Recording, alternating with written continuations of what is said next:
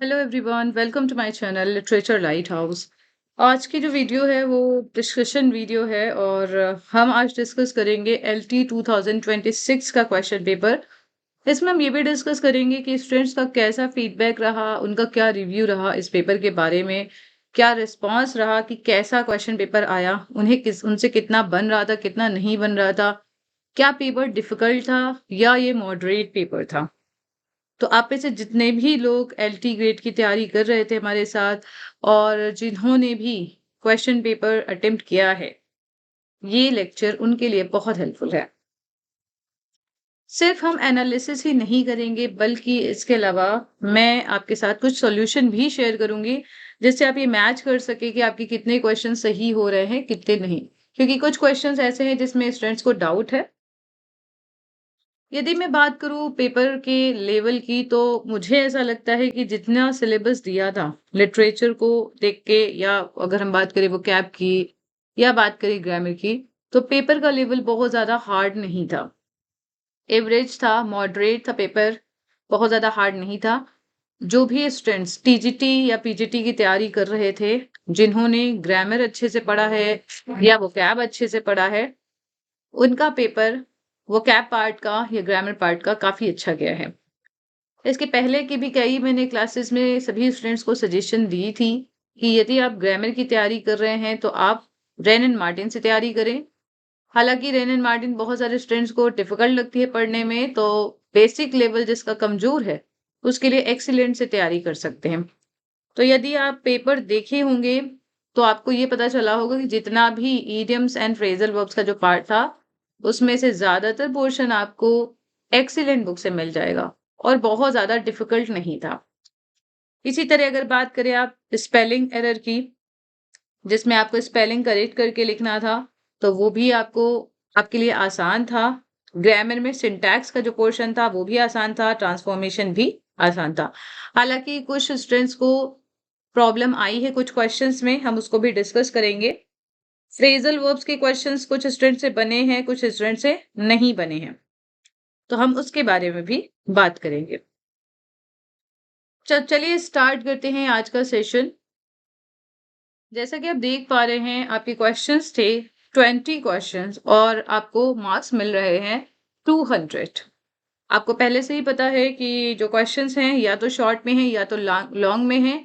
8 marks के short questions हैं and 12 marks के लॉन्ग क्वेश्चंस हैं। तो यदि हम बात करें तो जैसा जीआईसी का लास्ट पैटर्न था, उससे थोड़ा-सा डिफरेंट आया है, क्योंकि जीआईसी में लॉन्ग आंसर्स के क्वेश्चन में आपको ग्रामर के क्वेश्चंस मिले हैं। लेकिन यदि बात करें इस बार एलटी के पेपर में जो बदलाव हुआ है, उसमें हम देखते हैं कि 12 मार्क्स के जितने भी क्वेश्चन हैं, वो सारे लिटरेचर से कवर किए गए हैं। 10 क्वेश्चंस थे और बहुत ज़्यादा टॉपिक्स कवर नहीं किए गए हैं देखा जाए तो। और यदि बात करें हम 8 मार्क्स के क्वेश्चन में, तो आपको जो एक्सपेक्टेड था, इवन मुझे भी जो एक्सपेक्टेड था, टर्म्स के क्वेश्चन आपको मिलेंगे, मूवमेंट के क्वेश्चंस भी मिलेंगे, बट पूछा नहीं गया है। इसमें सिर्फ़ और सिर्फ़ आपसे ग्रामर, वोकैब, ट्रांसलेशन, अनसीन, यही सब पूछा गया है। इवन अनसीन में भी आपसे प्रोज़ पैसेज ना पूछ के पोएम का पैसेज पूछा गया है, जो कि इफ पोएम से आया था। तो चलिए देखते हैं, क्वेश्चन पेपर हम देखते हैं। पहला जो क्वेश्चन आपको मिला, वो था ईडीएम से, ठीक है? मुहावरों से। तो यदि आप में से किसी ने भी एक्सीलेंट की बुक पढ़ी है, तो आपको ये बहुत आसान लगे होंगे। और ईडीएम्स आपको टोटल जो सॉल्व करने थे, वो 8 सॉल्व करने थे। इसमें से 2 से 3 क्वेश्चंस कुछ स्टूडेंट्स को नहीं आए हैं, या किसी-किसी स्टूडेंट को 1 और 2 क्वेश्चन में थोड़ा-सा डाउट हो रहा था। तो चलिए इसे डिस्कस करते हैं। क्या मतलब है इसका? An I wash.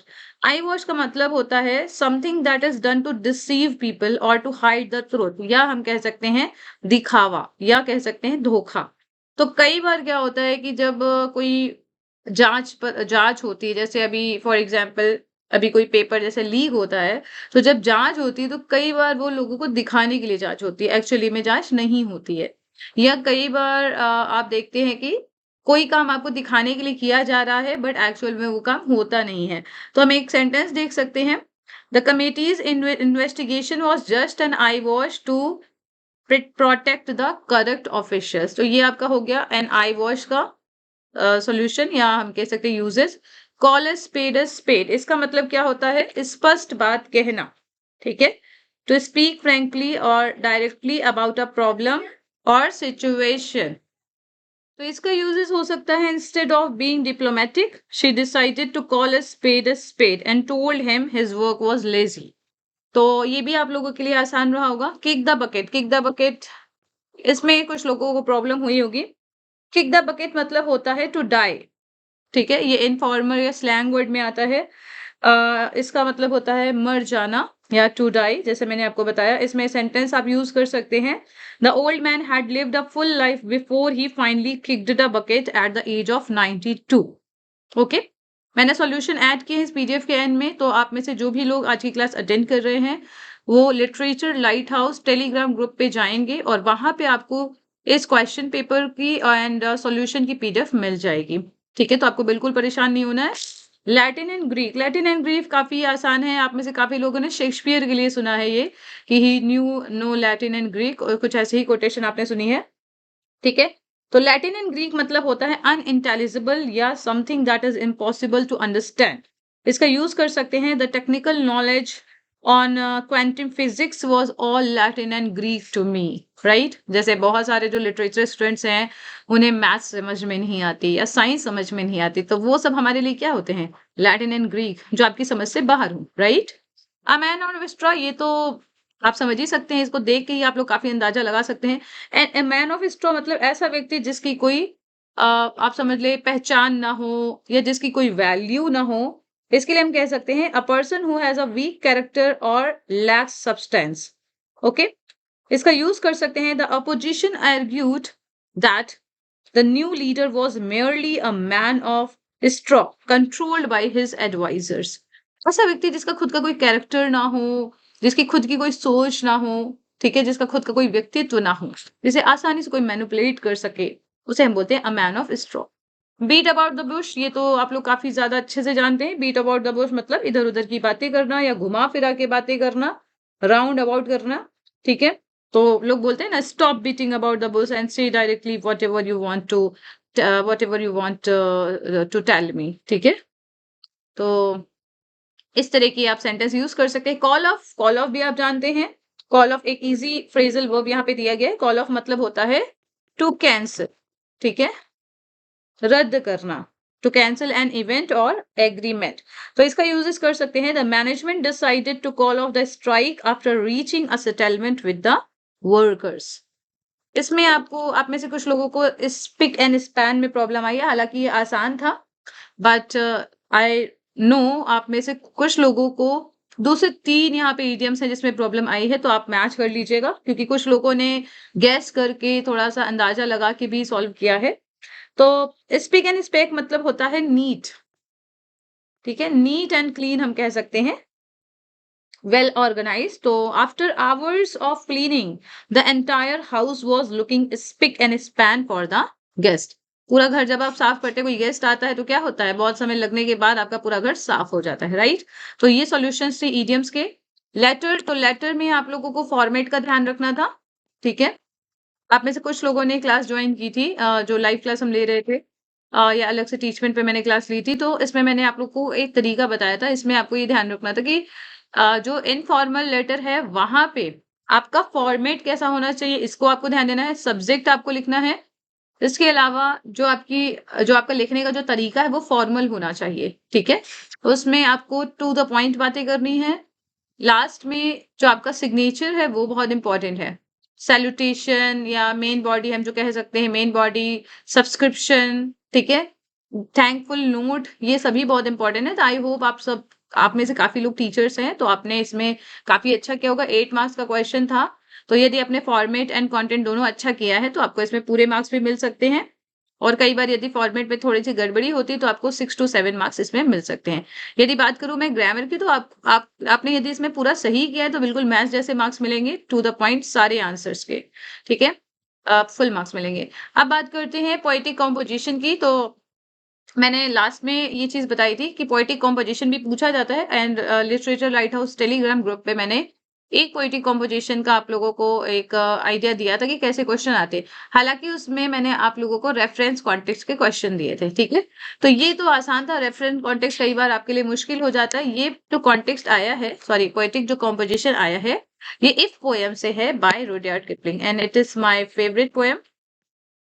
आप सभी को इस पोएम को अपने रूम में ज़रूर पेस्ट करना चाहिए। मेरे मेंटर ने मुझे सिखाया था या बताया था आप कह सकते हैं, इस पोएम को उन्होंने बताया था कि काफ़ी मोटिवेटिंग पोएम है, मोटिवेशनल पोएम है और उन्होंने अपने रूम में लगाया और वाक़ई में जब भी आपको कभी लो फ़ील हो ना, तो आप इसको बिल्कुल पढ़िए। ठीक है? तो अभी क्योंकि पेपर सॉल्यूशन हम कर रहे हैं, तो इसे हम पूरा पढ़ नहीं सकते हैं। टाइम कम से कम टाइम में मुझे सॉल्यूशन करना है। तो इसमें यहाँ पे रुडयार्ड किपलिंग एक्चुअली अपने चाइल्ड को एडवाइस दे रहे हैं कि यदि आपकी कोई बुराई कर रहा है और आपको समझ में नहीं आ रहा कि क्या करें, यदि लोग आप पे डाउट कर रहे हैं, आप तब भी आपको अपने पे ट्रस्ट करना है, उनकी डाउटफुल जो बातें हैं उनके आगे आपको अपना जो कॉन्फिडेंस है वो लो नहीं करना है। अगर आप वेट कर रहे हैं और आप वेट करते-करते थक जाएँ, तो आप ऐसा ना करें। यदि आपसे कोई झूठ बोलता है, आप झूठी बातों में ना आएँ, ना तो आप हेटफुल हो जाएँ, ठीक है? ना तो बहुत ज़्यादा बातें करें, ना तो बहुत ज़्यादा आप ना तो बहुत बड़ी-बड़ी बातें करें, ना तो बहुत ज़्यादा आप अच्छे बने, ठीक है? और अगर आप ड्रीम्स अगर देखते हैं तो ड्रीम्स को अपना मास्टर मत बनाइए, यदि आप थिंक करते हैं तो आप थॉट्स को एम मत बनाइए, मतलब सिर्फ़ सोचिए मत करिए भी। और चाहे ज़िंदगी में कुछ भी आ जाए, ट्रायम्फ या डिज़ास्टर कुछ भी आ जाए, आपको हमेशा दोनों चीज़ों को एक ही जैसा ट्रीट करना चाहिए। ऐसा नहीं कि जीत हो गई तो बड़ा जश्न मनाया और अगर आप हार गए तो आप उसको डील ही नहीं कर पाए, ठीक है? इन दोनों इम्पोस्टर्स को आपको एक ही जैसे ट्रीट करना चाहिए और आप ऐसे होने चाहिए कि आपसे जो भी सच बोला जाए आप उसे सह पाएँ, ठीक है? कई बार आपके साथ कुछ दुष्ट लोग होते हैं या कुछ इंट्रिग्स पीपल होते हैं, कुछ ऐसे पीपल होते हैं जो प्लॉटिंग करते हैं, वो आपको आपको ट्रैप में फँसा लेते हैं, ठीक है? तो यहाँ पे ये एडवाइस दे रहे हैं एक्चुअली अपने अपने बच्चे को कि अगर ऐसा आपकी लाइफ में होता है, तो आपको उसे कैसे मैनेज करना है, ठीक है? तो बहुत सारी एडवाइसेज़ हैं, तो मुझे ऐसा लगता है कि आपके लिए काफ़ी हेल्पफुल है। ठीक है? लास्ट में देखिए यहाँ पे ये बोलते हैं कि अगर ये सारी चीज़ों को आप फ़ॉलो करेंगे तो आप क्या हो जाएगा? आपका जो रिवॉर्ड होगा वो क्या होगा? Yours is the earth and everything that's in it and which is more you will be a man my son. तो यहाँ पे कुछ क्वेश्चन्स हैं। What does the poet suggest about keeping one's head? What should one do when faced with lies? Explain the expression dream and not make dreams your master. तो देखिए इसका मैं answer बता रही हूँ। बाकी मैंने सारे आंसर्स ऐड किए हैं, आप मैच कर लीजिएगा। इसका मतलब ये होता है कि यदि आप अपनी लाइफ में कुछ गोल्स, ऑब्जेक्टिव्स कुछ बना रहे हैं, तो आपको ऐसा नहीं है कि सिर्फ़ आपको प्लानिंग ही करनी है। सिर्फ़ प्लानिंग नहीं करनी है, सिर्फ़ आपको सोचना नहीं है, बल्कि आपको जो भी प्लानिंग है, उसको एग्ज़ीक्यूट करना है। मतलब सिर्फ़ आप सोच-विचार करें, तो उससे तो कुछ नहीं होना है जब तक आप उसमें एक्शन ना करें। तो कहने का मतलब है कि अगर आप ड्रीम्स बना रहे हैं, तो आप अपने ड्रीम्स के लिए एक्शन भी लें, एग्ज़ीक्यूट भी करें अपनी प्लानिंग को। ओके? अदरवाइज़ क्या होगा, सिर्फ़ आप अपनी डे ड्रीमिंग में खो जाएँगे और कुछ भी मिलेगा नहीं। अल्टीमेट रिवॉर्ड मैंने बताया, अल्टीमेट रिवॉर्ड यही है, yours is the end and everything that is it. मतलब कि कहने का मतलब है अगर आप इन सारी चीज़ों को फ़ॉलो करेंगे, तो सक्सेस आपकी ज़िंदगी में आने से कोई नहीं रोक सकता है। ओके? पूरी दुनिया आपकी मुट्ठी में होगी। आपका आपके अंदर मैच्योरिटी होगी, एक गुड कैरेक्टर के आप व्यक्ति होंगे। ऐसा यहाँ पे राइटर अपने बच्चे को सजेस्ट कर रहे हैं। ठीक है? और पहले और दूसरे क्वेश्चन में यहाँ पे poet suggest about keeping one's head.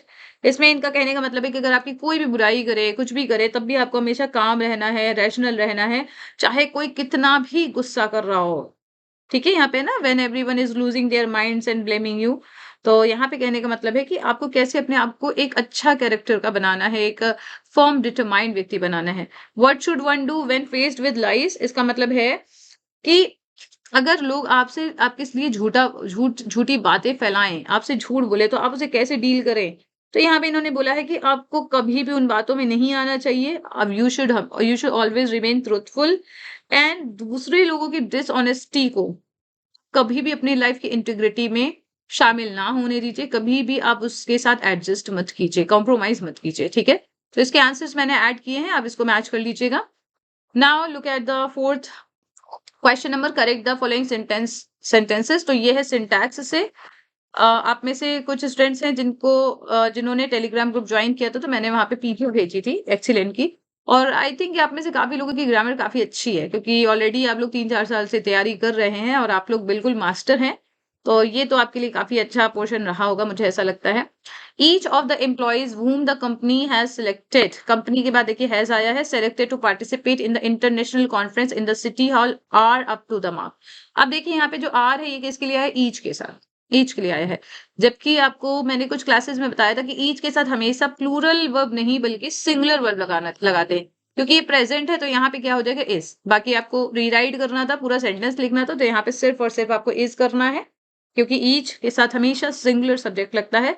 और अगर आपको यहाँ पे प्रोनाउन लगाना है आगे, तो आपको हमेशा हिज या हिज ही आप यूजुअली यूज करते हैं, हिज या हर आप यूज करते हैं, ठीक है। वन के साथ, सॉरी वन अगर आता है, like one should respect one's parents, ऐसे आता है तो वन के साथ वंस आ जाता है, ठीक है।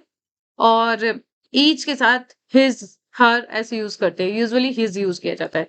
Rajesh pass his graduation from European university, ये आर्टिकल से क्वेश्चन है, तो देखिए साउंड बेस्ड है। वैसे आप जानते हैं ए ई आई ओ यू ये क्या है? वॉवेल है, लेकिन वॉवेल यहाँ पे सिर्फ आपको लेटर नहीं देखने बल्कि यहाँ पे आपको वॉवेल साउंड देखने हैं। तो यूरोपियन यहाँ पे या साउंड आ रहा है, या मतलब वाई, तो ये कॉन्सोनेंट हो गया, इसलिए यहाँ पे ए लगाना है आपको, ठीक है। बहुत लोग एन अगर लगाते हैं तो ये गलती है। When you were sick your mother you back to health, इसका आप क्या करेंगे? यहाँ पे आपको सही वर्ब लगानी है, तो यहाँ पे आप लगाएंगे when you were sick your mother nursed, क्योंकि ये पास्ट टेंस है तो क्या हो जाएगा? Nursed. When you were sick your mother nursed you back to health, past indefinite आप यूज करेंगे। बहुत आसान था ये। He is one of those who works hard, तो यहाँ पे देखिए करेक्ट एग्रीमेंट, सब्जेक्ट एग्रीमेंट काफी ज्यादा पूछा जाता है। आप में से काफी लोग टीजीटी की भी तैयारी कर रहे हैं, तो इस तरह के क्वेश्चन आपको वहां भी मिलेंगे। दोज के साथ क्या आपको लगता है वर्क्स लगेगा? क्योंकि ये जो वर्क आया है ये दोस्त के लिए आया है, वन ऑफ दोस्त डिस्ट्रीब्यूटिव यहाँ पे हो गया है। तो यहाँ पे देखिए दोस्त के साथ आप क्या करेंगे? वर्क लगाएंगे, ना कि वर्क्स, ठीक है। इसलिए यहाँ पे यही गलती है, एस की गलती है। If you studied hard, conditional, conditional पे मैंने आपको एक लेक्चर प्रोवाइड किया था और एलटी में भी क्वेश्चन पूछे गए हैं और इसके अलावा पीजीटी में। तो यहाँ से देखिए if you studied hard you have past, इसका क्या होगा? If you studied hard you would have past, क्या हो जाएगा यहाँ पे?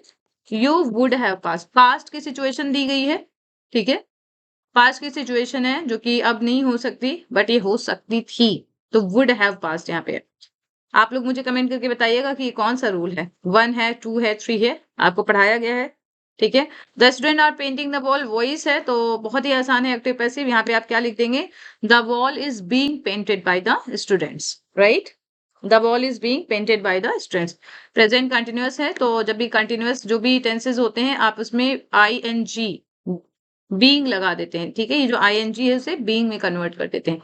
The jury is divided in their verdict, इसमें काफी लोगों को कंफ्यूजन है, बल्कि कंफ्यूजन होना नहीं चाहिए। देखिए ये एक कलेक्टिव नाउन है, ज्यूरी एक कलेक्टिव नाउन है, और जब भी ज्यूरी का मत अगर एक होता है तो इज लिखते हैं। अगर डिवाइडेड की बात आ जाती है या हम देखते हैं उनके बीच कंट्रडिक्शन हो रहा है, ठीक है, तब हम आर लगाते हैं। तो यहाँ पे हमें, क्योंकि डिवाइडेड वर्ड यहाँ पे दे दिया गया है, इसलिए यहाँ पे आपको लगाना है are. The jury are divided in their verdict. आप में से सभी लोगों को मैं एडवाइस दूंगी जो भी टीजीटी की तैयारी कर रहे हैं, क्योंकि अभी इतने ज्यादा लेक्चर्स इतने कम समय में बन नहीं सकते हैं। ऑलरेडी मेरे पास बहुत सारी क्लासेस थी तो मैं उतने ज्यादा लेक्चर्स बना नहीं पा रही थी, I am really sorry for that. But पूरी कोशिश कर रही हूँ मैं आप लोग को गाइड करने की। लेकिन आपको भी बहुत सारी तैयारी खुद से करनी है, रिवीजन बहुत सारा खुद से करना है, प्रैक्टिस खुद से करनी है। तो 2 बुक हैं जो आप बिल्कुल अच्छे से पढ़ लीजिए और रेगुलर रेगुलर प्रैक्टिस करिए इसके। पहली बुक है एक्सीलेंट एंड दूसरी है रेन एंड मार्टिन, ठीक है। एक्सीलेंट आप पढ़ेंगे जिनका बेसिक लेवल अच्छा नहीं है, रेन एंड मार्टिन पढ़ेंगे अगर आपका बेसिक लेवल अच्छा है। और इन दोनों बुक को पढ़ने की बात, एक बुक और है that is SP Bakshi, Arihant की बुक है एसपी बख्शी सर की, और इसमें आपको काफी अच्छी वोकैब्स मिल जाएंगी, ग्रामर बहुत अच्छी मिलेगी आपको, ठीक है। तो इन तीनों बुक्स को आप पढ़िए। शुरुआत में अगर देखा जाए तो जो अभी क्योंकि 10 से 15 दिन है आपकी टीजीटी एग्जाम के लिए, तो excellent and rain and Martin 2 से पढ़िए और एसपी बख्शी सर की बुक से वोकैब पार्ट आप कवर कर सकते हैं, ठीक है। बहुत ज्यादा बुक मैं नहीं बताऊंगी क्योंकि टाइम इतना नहीं है। यहाँ से आप कुछ जो सिंटैक्स, सिंथेसिस, ट्रांसफॉर्मेशन, ये सारे रूल्स देख सकते हैं। And direct, indirect, active, passive, ये सारे आप देख सकते हैं। रेन एंड मार्टिन से आप पार्ट्स ऑफ स्पीच वाला पोर्शन देखेंगे, पंक्चुएशन वाला पोर्शन देखेंगे, क्लॉज, ठीक है। एंड इसके अलावा पार्ट्स ऑफ स्पीच में नाउन बहुत इसमें अच्छा दिया है। इसके अलावा अगर हम प्रेपोजिशन वाला चैप्टर देखें तो वो काफी अच्छा है। तो ये आपको थोड़ा सेलेक्टेड पढ़ना है, ठीक है। चलिए बात करते हैं करेक्ट स्पेलिंग की। तो करेक्टली स्पेल्ड ने तो पीजीटी में भी काफी कंफ्यूज किया है। यहाँ पे एकोमोडेशन, एकोमोडेशन में आपको डबल एम लिखना है, ठीक है, double M, A double M O D A T I O N, ठीक है। आपकी स्पेलिंग क्या होगी? A CCO double MO DATION, ठीक है। Next is committee. तो कमेटी में COMMI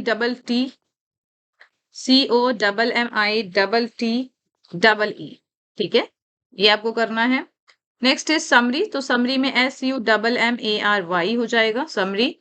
एटिकेट में स्पेलिंग होगा ETIQUE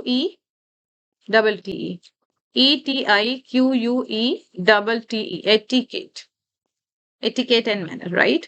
सैटेलाइट, ये जितने भी वर्ड स्पेलिंग पूछी गई यहाँ पे काफी लोगों की गलती हुई होगी, क्योंकि एग्जाम में बहुत ज्यादा कंफ्यूजन हो जाता है कि स्पेलिंग क्या होगी। तो यहाँ पे मैं मान रही हूँ कि गलती हुई होगी कुछ लोग की, जिन्होंने करेक्टली स्पेल्ड वर्ड नहीं पढ़े हैं। तो सैटेलाइट में देखिए SATE हो जाएगा, क्या हो जाएगा? SATELLITE, SATELLITE, satellite. इन्फ्लुएंशियल, यहाँ पे C की जगह हो जाएगा T, INFLUENTIAL, C नहीं होगा, यहाँ पे क्या हो जाएगा? TIAL। सपोजिशन, यहाँ पे सपोज, सपोज क्या आप जानते हैं ना, सपोज की स्पेलिंग SUPPO होती है, तो सपोजिशन हो जाएगा, राइट। कमीशन, तो कमीशन में आपको डबल S कर देना है, यहाँ पे क्या हो जाएगा? COMMISSION, commission, right? So this will be solution for this section, correctly spelled. Now this is very important section and काफी लोगों को इसमें भी प्रॉब्लम हुई है, तो चलिए इसे भी सॉल्व करते हैं। आप लोग जरूर बताइएगा कि आपके कितने क्वेश्चन सही हो रहे हैं। हम लिटरेचर पार्ट का यहाँ पे डिस्कशन सिर्फ करेंगे, उसके सॉल्यूशन में शेयर नहीं कर रही हूँ, क्योंकि वो पर्सन टू पर्सन वैरी करता है। तो उसमें हम ये नहीं कह सकते लिटरेचर में कि यही इसका फाइनल आंसर है, राइट। बट ग्रामर में तो आपका जो आंसर है वही होता है, उस पर यूजेस आपके अलग होते हैं बट मीनिंग तो सेम ही होता है। तो चलिए ब्यूटी का क्या होगा, इसमें आपको वर्ब बताना है। तो ये नाउन है, अब्स्ट्रैक्ट नाउन, इसका हो जाएगा ब्यूटीफाई, ओके। फ्रेंड का क्या हो जाएगा? यहाँ पे भी शायद कुछ लोगों को प्रॉब्लम हुई है। फ्रेंड का हो सकता है बी फ्रेंड, बी फ्रेंड।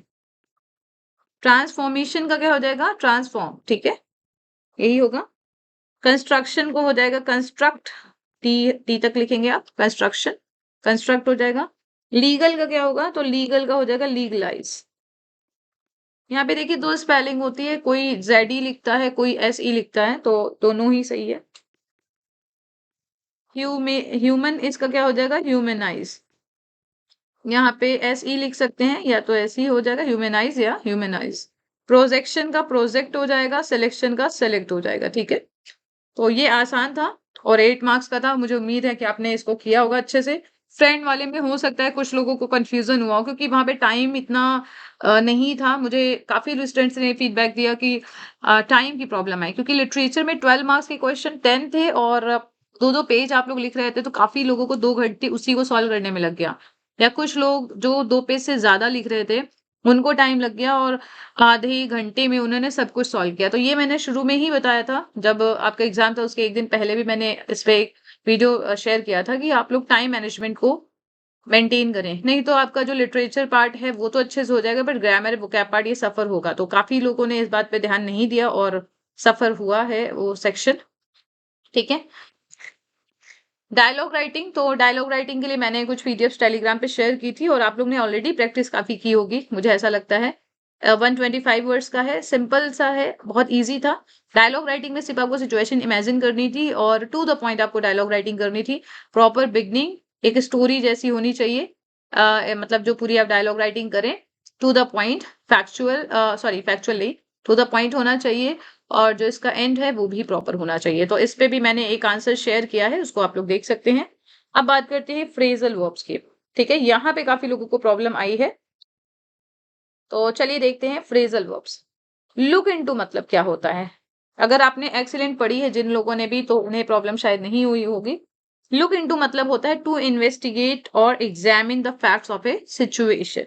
ठीक है, जैसे पुलिस क्या करती है, कोई मामला होता है तो पुलिस क्या करती है, उस पर लुक इनटू करती है, इन्वेस्टिगेट करती है। तो इसका यहाँ पे होगा जैसे the police are looking into the cause of the accident. Next is deal in. Deal in मतलब क्या होता है, to buy and sell a particular product. ठीक है, जैसे जो बिजनेसमैन होते हैं वो क्या करते हैं, वो डील इन करते हैं। तो हम इसमें यहाँ पे सेंटेंस यूज कर सकते हैं, the milk man deals in high quality milk and milk products, right. Give up, give up तो बहुत आसान था, मैं गिव अप नहीं करता, मैं गिव अप नहीं कर सकती। तो गिव अप मतलब क्या होता है, टू स्टॉप मेकिंग एफर्ट। जैसे आप लोग का अगर अच्छा रिजल्ट नहीं आता है, किसी का एक्सपेक्टेड रिजल्ट नहीं आता या एक्सपेक्टेड पेपर नहीं होता, तो आप लोग क्या करते हैं, यूजुअली एक इजी तरीका होता है गिव अप करने का। बट आप लोग ने सक्सेस इज काउंटर स्टेटस पढ़ी ही है एमिली डिकिंसन की, तो आपको गिव अप नहीं करना है। ठीक है, तो इसका आप इसका आप सेंटेंस लिख सकते हैं कि in spite of not performing well in the exam he didn't make mind to give up. ठीक है, या I won't give up, simple सा I won't give up. Give up यहाँ पे हैबिट के लिए भी आ जाता है, जैसे कि the boy he decided to give up smoking. ठीक है, to take care of his health. Put off मतलब क्या होता है, पुट ऑफ मतलब होता है टू पोस्टपोन।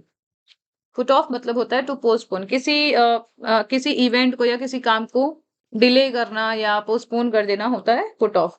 जैसे कि we had to put off the meeting due to some urgent work. ठीक है, कैरीड अवे, तो कैरीड अवे मतलब क्या होता है, टू लूज सेल्फ कंट्रोल। जैसे होता है, बोला जाता है ना कि वो अपने इमोशन में कैरी अवे हो गई, तो lose self control. It can be because of excitement और एंथुजियाज्म। कई बार लोग गुस्से में भी कैरी अवे हो जाते हैं, या गुस्से में भी नहीं कह सकते, मतलब दुखी हो जाते हैं।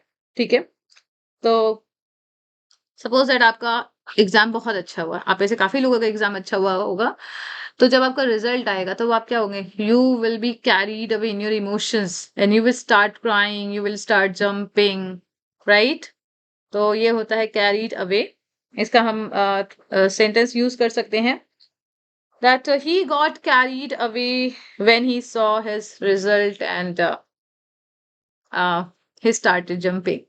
Okay, take after, take after मतलब होता है किसी को रिजेंबल करना। ठीक है, जैसे कि I take after my father, I really take after my father, we have the same features, right। तो आप टेक आफ्टर यहाँ पे आप लोग कर सकते हैं, टेक आफ्टर मतलब रिजेंबल करना। ब्रेक डाउन क्या होगा, ब्रेक डाउन मतलब कि काम करना बंद कर देना, टू स्टॉप फंक्शनिंग। इसके दो मतलब होते हैं, ब्रेक डाउन का मतलब होता है टू स्टॉप फंक्शनिंग और टू लूज इमोशनल कंट्रोल। तो जैसे कोई रोने लगता है तो उसे भी ब्रेक डाउन बोलते हैं, या जैसे आप कार कहीं ले जा रहे हैं और आपकी कार रास्ते में रुक जाए तो उसके लिए भी बोला जाता है, जैसे my car broke down on the way.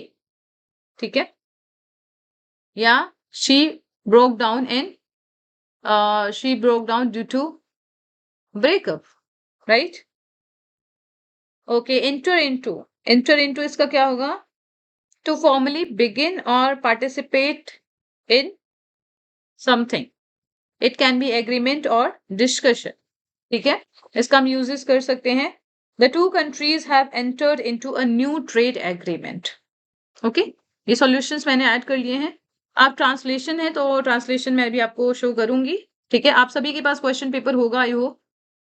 तो यहाँ पे देखिए, ट्रांसलेशंस में आपको ये ध्यान रखना है कि किस टेंस में ट्रांसलेशंस आएगा। ठीक है, अगर आप देखें यहाँ पे हैज है मतलब कि प्रेजेंट परफेक्ट टेंस। ठीक है, ये भी प्रेजेंट परफेक्ट आपको दिख रहा है, तो प्रेजेंट परफेक्ट टेंस आपको देखने को मिलेगा, यूजुअली पूरा प्रेजेंट टेंस में है। तो यहाँ पे आपको पहले तो सेंटेंस का स्ट्रक्चर समझना था, और आप में से काफी लोगों ने हो सकता है मात्राएं भी गलत की हो, क्योंकि आपके लिए ये क्वेश्चन थोड़ा सा एक्सपेक्टेड नहीं था। और मुझे ऐसा लग रहा था कि जो ट्रांसलेशन आएगा वो Hindi to English, English to Hindi दोनों आएगा, बट ऐसा हुआ नहीं, केवल इंग्लिश टू हिंदी ही आया। तो इसमें काफी स्टूडेंट्स को प्रॉब्लम हुई, क्योंकि हिंदी टू इंग्लिश ट्रांसलेट करने में इतनी प्रॉब्लम नहीं होती जितना कि इंग्लिश टू हिंदी। बिल्कुल वैसे ही जैसे एक्टिव से पैसिव करने में इतनी प्रॉब्लम नहीं होती जितना पैसिव से एक्टिव। ठीक है, तो चलिए इसका देखते हैं, इसका क्या होगा, इन रिसेंट ईयर्स मतलब हाल ही के वर्षों में the rapid advancement of technology has transform the way people live and work. मतलब कि जो प्रौद्योगिकी है, प्रौद्योगिकी टेक्नोलॉजी का हिंदी होता है प्रौद्योगिकी, इसकी तीव्र प्रगति ने, रैपिड एडवांसमेंट मतलब तीव्र प्रगति ने लोगों के जीने और काम करने के तरीके को बदल दिया है। ठीक है, ट्रांसफॉर्म मतलब बदल दिया है, द वे मतलब तरीके को।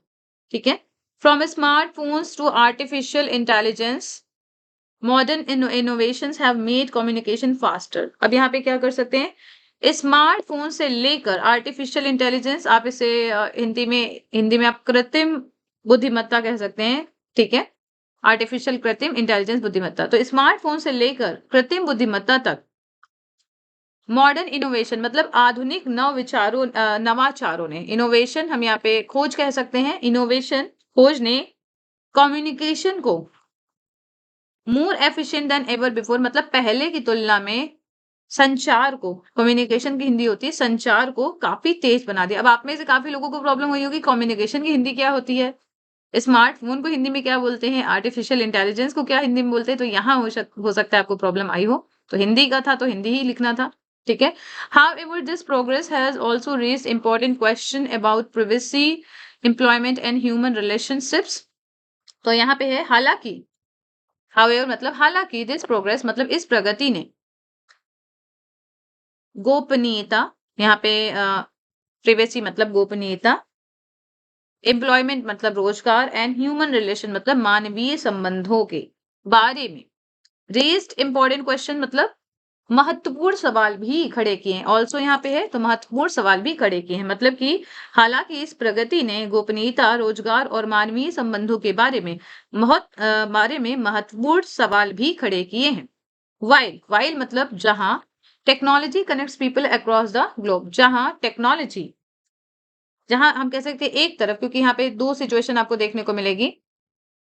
While technology connects people across the globe, it can sometimes create a sense of isolation in real life। हम कहते हैं जहां एक तरफ तकनीकी दुनिया भर के लोगों को जोड़ती है, वहीं moreover मतलब वहीं the increasing sorry more over नहीं, यहाँ पे कॉमा है, वहीं it can sometimes create a sense of isolation in real life, वहीं यह कभी कभी वास्तविक जीवन में आइसोलेशन मतलब अकेलापन भी पैदा करती है।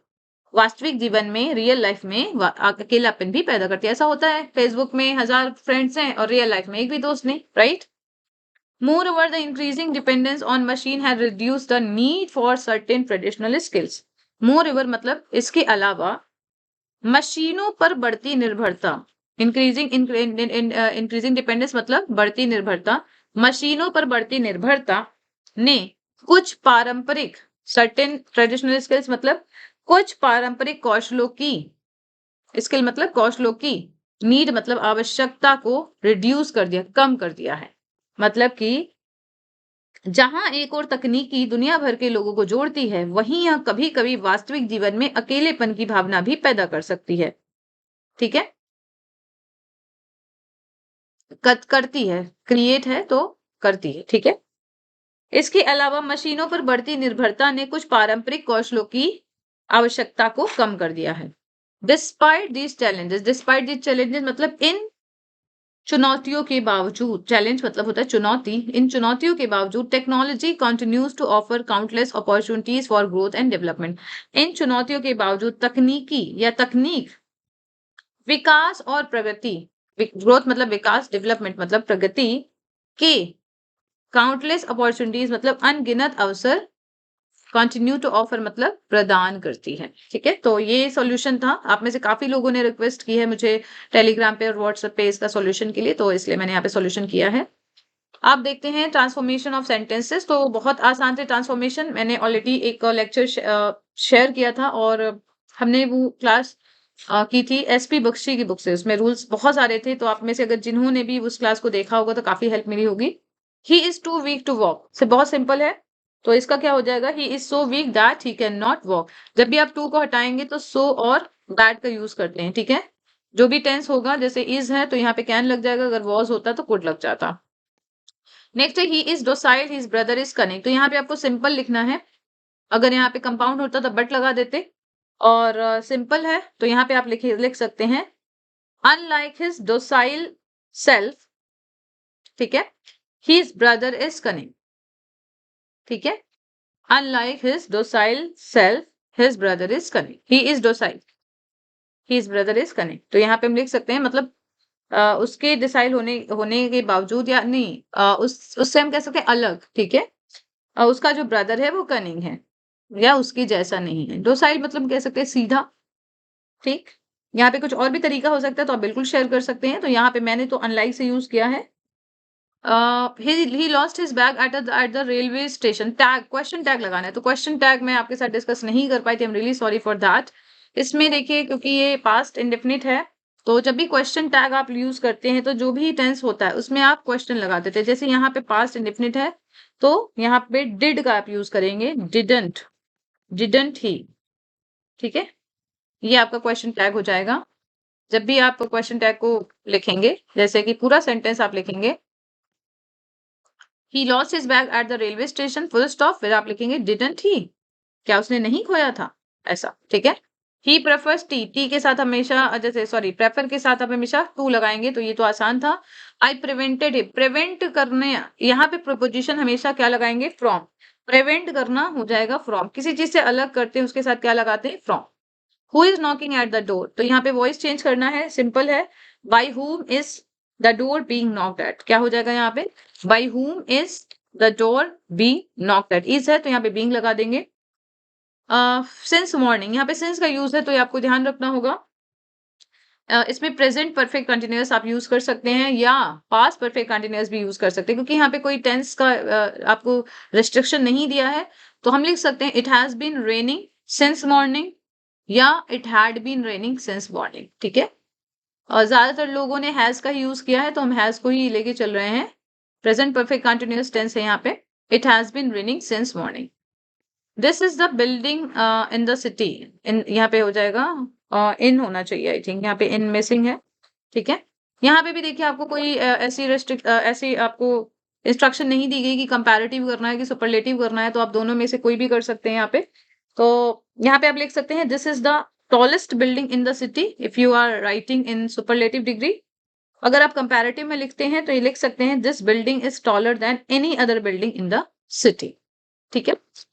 तो आई होप कि आपको समझ में आया है कि कैसे आपको करना था और कहाँ पे आपने गलती करी है। Francis Bacon, okay, now let's talk about literature section. Francis Bacon incorporated many aspects of Renaissance through into his essays discussed with reference to his essays. तो यहाँ पे Renaissance में देखिए you can talk about knowledge, you can talk about rationality, you can talk about humanism and of studies and of truth, दोनों में यहाँ पे Francis bacon ने इंडिविजुअल की कैरेक्टरिस्टिक पे डील किया है, ठीक है।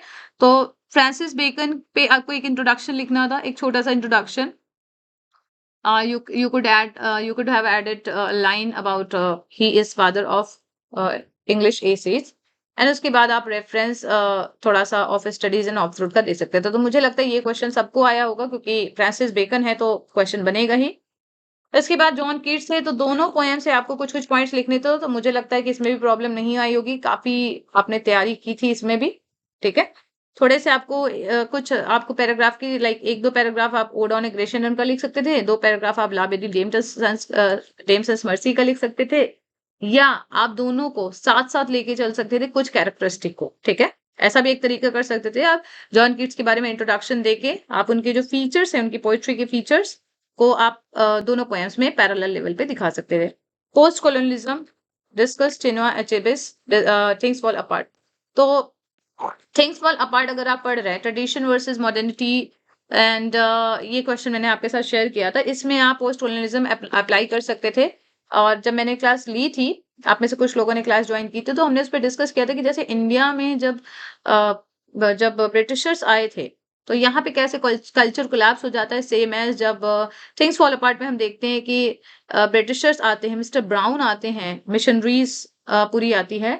तो ओकोनुओ जब after a gap of 7 years जब वापस आते तो वो क्या देखते हैं कि उनका पूरा जो टाउन है, पूरा जो उनका प्लेस है वो पूरी तरह से बदल चुका है, ठीक है। तो यहाँ पे हम देखते हैं कि क्या इफेक्ट रहता है पोस्ट कॉलोनिज्म का। तो ये पूरा टेक्स्ट ही पोस्ट कॉलोनिज्म है, तो इस पे बिल्कुल इस तरह के क्वेश्चन बन सकते थे। तो आई होप आपको इसका भी बना होगा। द डिस्कवरी ऑफ इंडिया, इस पे हमने आपके साथ एक क्वेश्चन शेयर किया था I think regarding the tradition, जहां तक मुझे याद आ रहा है। तो इंडिया के recent and past histories in an unheard tone, यहाँ पे आपको डिस्कस करना था जो शुरू से लेके अभी मॉडर्न हिस्ट्री तक जो डिस्कस किया है जवाहरलाल नेहरू ने, आपको वो पॉइंट्स डिस्कस करने थे, ठीक है। तो मैंने आप लोगों को यहाँ पे सजेस्ट किया था, काफी लोगों को, महात्मा गांधी जवाहरलाल नेहरू से, कि आप लोग एलटी प्री के नोट्स प्रिपेयर कर लीजिएगा। तो यदि आप में से किसी ने भी इस बात को माना है तो शायद उन्हें इसमें हेल्प मिली होगी, क्योंकि यहाँ पे आपको आर्यन सभ्यता और इनके बाद मौर्यन, फिर there were so many invasions, ठीक है, इसके बारे में डिस्कस किया है जवाहरलाल नेहरू ने कि बहुत सारे आक्रमण हुए, फिर भी जो इंडिया की जो संस्कृति है वो बिल्कुल अडिग रही। फिर उन्होंने मॉडर्न हिस्ट्री के बारे में बात की, जो मूवमेंट हुए बहुत सारे फॉर फ्रीडम स्ट्रगल, इसकी भी बारे में बात की। तो ये सब आपको पॉइंट्स डिस्कस करने थे। तो आई होप आपने यहाँ पे किया होगा। Now let's talk about Raja Ram and R K Narayan. ये थोड़ा सा पैटर्न आपके लिए नया था, क्योंकि दो राइटर्स का एक साथ दिया था। तो कई बार ऐसा होता है कि जब सिलेबस ज्यादा होता है और क्वेश्चंस कम देने होते हैं, तो कई बार कंपैरेटिव मोड पे भी पूछा जाता है, क्योंकि मुल्कराज आनंद, राजा Rao and R K Narayan तीनों ने जो इंडियन नॉवेल्स हैं इंग्लिश में, इंडियन इंग्लिश के जो फिक्शन थे उसका एक फाउंडेशन उन्होंने बनाया। तो इसलिए आपको दोनों का कंट्रीब्यूशन बताना था, कांथापुरा का रेफरेंस देना था। कांथापुरा में you could talk about the movement, microcosm, ये हमने डिस्कस किया था। बैचलर ऑफ आर्ट्स में you could talk about the spirituality part, ठीक है, क्योंकि आर के नारायण के कई सारे वर्क्स में आपको स्पिरिचुअलिटी देखने को मिलती है। एंड इसके अलावा जो कॉमन मैन है, कॉमन पीपल है, इसको इन्होंने अपने नॉवेल्स की मेन प्रोटोगोनिस्ट बनाया, या हम कह सकते हैं जो सेंटर कैरेक्टर्स है वो बनाया। तो आप इस पॉइंट्स को डील कर सकते थे। Next is new classical poetry. तो new classical poetry and romantic poetry दोनों को कंपैरेटिव वे में पूछा जाता है। तो मैंने इस पे कुछ नोट्स शेयर किए थे।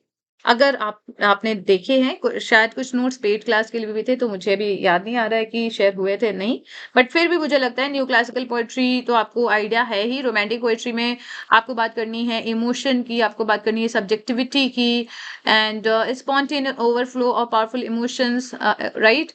And you could have talked about blank verse, use of blank verse, कोई स्ट्रिक्ट मीटर नहीं है। जबकि न्यू क्लासिकल में आप देखते हैं कि इमिटेशन है, imitation of classical writers, use of heroic couplet, बहुत ज्यादा रीजन, इंटेलेक्ट, इसका यूज आपको देखने को मिलता है। तो आप तीन से चार पॉइंट्स को इलाबोरेट करते हुए कुछ एग्जाम्पल्स दे सकते थे। न्यू क्लासिकल में you could have talked about John Dryden, Alexander Pope, right, major जो राइटर्स हैं। इसके अलावा 18th सेंचुरी में सैमुअल जॉनसन, राइट, और भी कई सारे राइटर्स हैं। एंड अगर हम बात करें रोमांटिक एज में, तो वर्ड्सवर्थ, कीट्स, शेली, कॉलरेज, सब की आप बात कर सकते थे। तो आई होप इसमें आपने अच्छा किया होगा। Class justice and social inequality, तो जस्टिस पे हमने एक आंसर आपके साथ शेयर किया था जब हमने प्लेस डिस्कस किए थे, काफी सारे क्वेश्चंस थे। तो जस्टिस को as a social realistic play काफी पूछा जाता है। तो इसमें जस्टिस में क्लास इनजस्टिस की बात की गई है, और आपने देखा था सिर्फ क्लास के बेसिस पे जो गरीब है उसे जस्टिस नहीं मिलता है, और जो अमीर है वो छूट जाता है। तो इसी पॉइंट्स को आपको दिखाना था, स्टोरी को आपको थीम से कनेक्ट करते हुए, ठीक है। All My Sons as a major tragedy, ये काफी इंपॉर्टेंट क्वेश्चन है, और इसमें आपको मॉडर्न ट्रेजेडी के एलिमेंट्स दिखाने थे। ये बताना था कि कैसे जो केलर अपनी जो एक इंडिविजुअल, जो एक हम कह सकते हैं डिजायर है या मेटलिज्म है, मेटलिस्टिक जो अप्रोच है उसे पूरा करते करते कैसे उन्होंने खुद को अपनी फैमिली से दूर कर दिया, ठीक है। उनके बेटे उनसे दूर हो गए, उनकी फैमिली उनसे बहुत डिटैच हो गई। लास्टली हम देखते हैं कि उन्हें समझ में आता है कि वो जो 21 पायलट्स थे वो उनके ही सन थे, मतलब उनसे वो भी उन्हीं के ही जैसे किसी पिता के बच्चे थे। तो इस मॉडर्न ट्रेजेडी को आपको दिखाना था शुरुआत से लेके अंत तक, एक-एक पॉइंट्स, स्पेशली जो केलर के पॉइंट ऑफ व्यू से आपको यहाँ पे दिखाने थे पॉइंट्स, ठीक है। और यहाँ पे फोकस आपको जो कलर को करना था, बाकी आपको सारे पॉइंट्स को दिखाना था, जिसमें आपको सिंबल बहुत इंपॉर्टेंट है। जो बैकग्राउंड में, जो एक बैकयार्ड एरिया में जो एक ट्री प्लांट लगाया जाता है, ठीक है, और उसका क्या सिंबलिज्म है ये आपको दिखाना था। Opening scene of Girish Karnad plays, तो यहाँ पे आप बात कर सकते थे थीम की। इसमें काफी स्टूडेंट्स को प्रॉब्लम हुई कि ओपनिंग सीन कैसे हम डिस्कस करें। तो यहाँ पे जो भागवता नरेटर जो है वो बताते हैं प्ले को स्टार्ट करते हैं, फिर हम देखते हैं गणेशा, लॉर्ड गणेशा की प्रेयर होती है, तो ये दोनों पॉइंट्स को आप कोरिलेट करते हुए थीम को बता सकते थे, क्योंकि ये दोनों पॉइंट्स जो हैं वो थीम के बारे में ही एक आपको आइडिया देते हैं। तो आई होप कि आपने यहाँ पे किया होगा। बहुत ज़्यादा आपको स्टोरी नहीं डिस्कस करनी थी, लेकिन आपको यहाँ पे थीम बतानी थी, कनेक्ट करके। कुछ पॉइंट्स आपको स्टोरी के डिस्कस करने थे, कुछ पॉइंट्स आपको स्टार्टिंग में बताने थे। Next is describe Hemingway's portrayal of Santiago's relationship with sea. तो यहाँ पे आपको सैंटियागो के कैरेक्टर को दिखाना था, एंड उनकी जो एक अनडाइंग स्पिरिट है, कभी भी हार ना मानने की, उसको आपको यहाँ पे दिखाना था। एंड रिलेशनशिप विद सी मतलब यहाँ पे you have talked about Merlin, ठीक है, एंड उनका क्या रिलेशन था, मतलब एक उन्हें एक काइंड ऑफ बॉन्ड फील होने लगता है, उसको आप बताएंगे। देन उनका जो स्ट्रगल है, उनकी परसिवरेंस है, यहाँ पे कोड हीरो के भी कुछ पॉइंट्स आप यहाँ पे बता सकते थे, ठीक है। नेचर वर्सेस मैन, इसको आपको यहाँ पे इलाबोरेट करना था। सो आई होप आपको ये सारे पॉइंट्स क्लियर हैं। यहाँ पे मैंने कुछ पॉइंट्स ऐड किए हैं, कुछ आंसर्स ऐड किए हैं, इसे आप देख सकते हैं, ठीक है। इसमें मैंने आई थिंक फ्रेजल वर्ब्स वाला आंसर ऐड नहीं किया है, तो इसको आप देख लीजिएगा। आप में से जितने भी लोग हैं जो भी नए हैं, जिन्होंने आज पहली बार हमारी क्लास के कोई भी लेक्चर को देखा है, तो आप चैनल से जुड़ सकते हैं, सब्सक्राइब कर सकते हैं और अपने दोस्तों के साथ भी शेयर कर सकते हैं। अगर आपको ये जो लेक्चर है आज का थोड़ा सा भी हेल्पफुल लगा है, आप मुझे कमेंट करके ज़रूर बताइएगा कि आपका पेपर कैसा हुआ। ओवरऑल देखा जाए, अगर मैं पेपर की बात करूँ तो पेपर अच्छा था। जिन्होंने ग्रामर पे, वोकैब पे काम नहीं किया है, उनके लिए थोड़ा-सा प्रॉब्लमैटिक था। यदि मैं लिटरेचर की बात करूँ तो लिटरेचर पे देखिए 12 में 12 मार्क्स तो नहीं मिलते हैं। आप खुद एक लिटरेचर टीचर्स हैं, आप इंग्लिश के टीचर्स हैं, आप में से काफ़ी लोग, तो आपको पता है कि इंग्लिश में पूरे मार्क्स नहीं मिलते। अगर किसी ने भी क्वेश्चन छोड़ दिए हैं, ठीक है? आप में से काफ़ी लोग हैं जो टाइम मैनेजमेंट नहीं कर पाए, तो अगर क्वेश्चन छूटे हैं तो ऑब्वियसली उसका इम्पैक्ट आपके रिजल्ट पे पड़ेगा। बट फिर भी मुझे अगर लगता है कि 120 130 होपफुली सेफ मार्क्स होगा, क्योंकि काफ़ी लोग थे जो पूरा ही नहीं कर पाए पेपर। फिर भी हम फाइनली कुछ भी नहीं कह सकते, जब तक कट ऑफ नहीं आएगी तब तक कुछ भी कहा नहीं जा सकता, क्योंकि सीट्स काफ़ी कम रही हैं और कैंडिडेट्स काफ़ी ज़्यादा थे। ओके, सो आई होप आपको आज की क्लास समझ में आई है। आज का पेपर सॉल्यूशन, पेपर एनालिसिस समझ में आया है। पेपर का स्टैंडर्ड बहुत अच्छा था, मतलब बहुत डिफिकल्ट नहीं था अगर देखा जाए। अच्छा इन द सेंस कि बहुत डिफिकल्ट नहीं था, बहुत ईज़ी नहीं था। पीजीटी की कंपैरिज़न में देखा जाए तो पीजीटी का पेपर तो बिल्कुल अच्छा था ही नहीं, देखा जाए तो बहुत मज़ाक था सभी कैंडिडेट्स के साथ और बहुत ही बुरा हुआ। लेकिन एलटी का पेपर देखा जाए तो it was much better. It could have been better, but पहले के पेपर की अपेक्षा तो अच्छा ही था। तो अब आप लोगों का एक पेपर खत्म हो चुका है, अब आप चैन की थोड़ी-सी साँस लीजिए, 1-2 दिन आराम कीजिए, थोड़ा-सा रिलैक्स मोड पे आइए। फिर टीजीटी का एग्ज़ाम है आपका, जेआईसी का एग्ज़ाम है, उसमें लग जाइए। 1 दिन तो आप अपने आप को दीजिए, क्योंकि आप काफ़ी दिनों से सोए नहीं हैं। मतलब काफ़ी रातों से सोए नहीं हैं एग्ज़ाम के चक्कर में, ठीक है? So thank you so much, take care, we will meet again in the next class. Thank you.